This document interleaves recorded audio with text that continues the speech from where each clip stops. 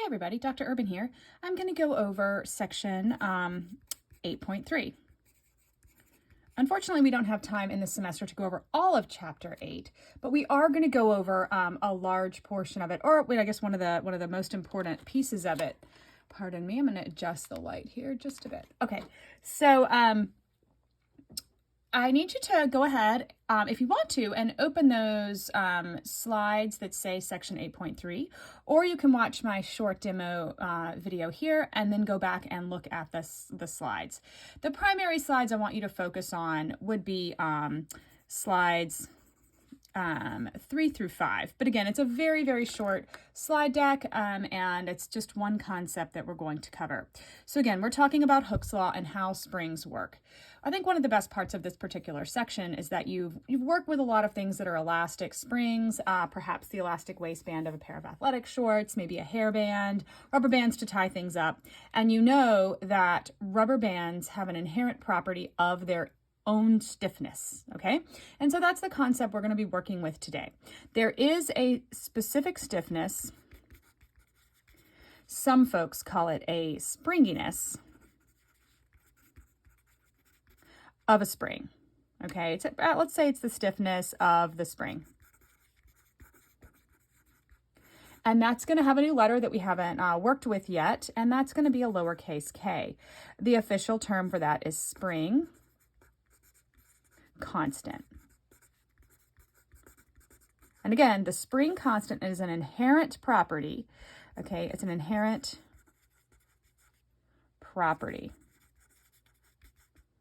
of a spring. So this is associated with this spring all the time. This spring is this stiff, or maybe you want to think about it as this springy or elasticy all the time. Okay, so if we know that, and then we can maybe, if you want to jump on the slides and pull up slide 3, but I'm going to go over what you see there. So what we have, I'm going to draw it from the left-hand side just to avoid some shadows, and because I'm left-handed. But we have a spring, and it shows a spring here attached to a wall. And that spring has a known length that when nothing is happening to it, the length, we call that the equilibrium. The equilibrium length of the spring. It's that this is just how long the spring is with nothing happening to it.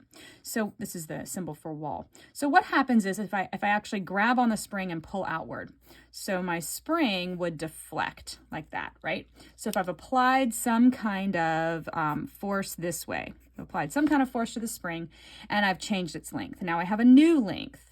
Well, I'm not specifically worried about the equilibrium length of the new length. What I really want to know is what is the delta x? Again, the change in displacement.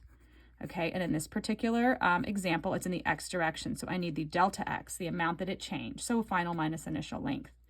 Okay, keep that in mind. Let's redraw the top spring. Okay, so again, the spring has this equilibrium length. What if instead of pulling it outward and stretching the spring, I actually compress the spring? So what would that look like? Maybe it would look like this. So what's happened here is a force has been applied in this direction, and I've actually compressed the spring in this case. So if up here I stretched the spring that way, okay, what if I actually compress the spring this way? Okay, and what's going to happen is I'm going to go from that equilibrium length to the new length here. So the delta x is actually in this, is in the negative x direction. So I've actually compressed the spring by this much. Okay, now you know that if you pull a spring out like this, it's going to snap back. So again, if I take a spring and I stretch it, it's going to want to go back to its original equilibrium length. What we call that a restoring force. So the spring force is going to be opposite the direction that I pull. Again, if I pull it out, it's going to want to snap back or go back to its equilibrium length. So if I pull out with a force in this direction, pull that spring and stretch it a certain, the way I've drawn it, positive x displacement, it's going to want to go back into the negative x direction.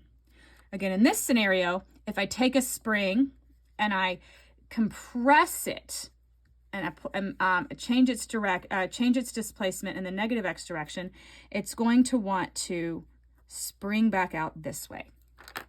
So what we find, what we find is what we call Hooke's law. Okay, so this is a really defined well on slide 5. It's got one of those yellow boxes with all of the writing around it. So I need you to be able to look at that slide. So if I say that the spring force is proportional to the displacement. So I know there's some connection between pulling it and having it displace. But what is in the middle there is the springiness or the spring constant. And why is this a negative? So first let's write what I just said. Okay, so that we are on the same page. Spring force is proportional to the displacement of the end of the spring. It doesn't mean that the force equals the displacement. That doesn't make any sense. A force can't equal a displacement. The force, though, the more force I apply, the more it's going to displace. Basically, there's a relationship between displacing the end of the spring, whether compression or pulling it out and stretching it, and that proportionality constant, or how a particular spring, how much you can stretch it with a given force, or how much you can compress it with a given force, is related to the springiness. So that's how where that spring constant goes. And why is there a negative sign? So let's look back what we did here. We grabbed the spring and we stretched it in the positive x direction. And if I let go, it's going to snap back in the negative. So if I displace in the positive x direction, there is a negative sign here. That is going to make the force negative. That makes sense. If I displace in the positive x, the force is in the negative direction. And the alternative is true, or the opposite is true, if I were to compress a spring, and that would be a negative displacement. Negative and a negative is a positive, so that would make the force positive. This also, of course, holds true in the y direction. So let's draw what that would look like, because as you move through the slides, the example they give you isn't in the x direction, even though the explanation is in the x. The example they give you is actually from the ceiling. Okay, so we know that if this operates, if the displacement is in the x, the restoring spring force is in the x. So this also must be true that spring force in the y direction, okay, this is sub y, not times y, subscript y, is the negative spring constant times a y displacement. Well, what would that look like? Let's draw, this is the ceiling, and draw the same scenarios. Okay, so I have a spring here hanging from the ceiling. This is its normal equilibrium length. And what if I apply a force? Well, we know that the spring would stretch like this. Okay, so I've applied some force here. Maybe this force is the weight of something. Maybe it's the weight of, in the example you're given, it's a fish. So you hang a fish and it stretches the spring. I'll make it look actually a little more realistic. Let's make the little coils look as if they're, there we go. And we stretch that spring. But again, I don't really care what the new length is by itself or what the equilibrium length is. What I need is this right here. I need to know the delta y. How much did it stretch? Okay, and there's a proportionality between how far you were able to stretch it with whatever force you hung on it. And obviously, just as we have the same function in the x direction, if my spring is here, and make sure this is still visible, and let's say the spring is compressed down to a very small amount, again, what I need is this delta y, this compression amount, to be able to figure out what that restoring force is. So again, this is Hooke's law. It's very straightforward, and what we're seeing is that the spring force, that restoring force, is proportional to the displacement of the end of the spring. What that means is the more I'm able to, you could think about it two ways. If I displace it a certain amount in the positive x, it's going to restore in the negative x. If I compress it in the x direction, it's going to want to go back out to its equilibrium in the positive x direction. So there is a relationship between the force that's applied to a spring and the amount of displacement. And the connection between those two is that stiffness or springiness of the spring, that inherent property of the spring. So what I'd like you to do is please rewrite the example. That is, let me get that example number for you. It is example 8.6 in the notes.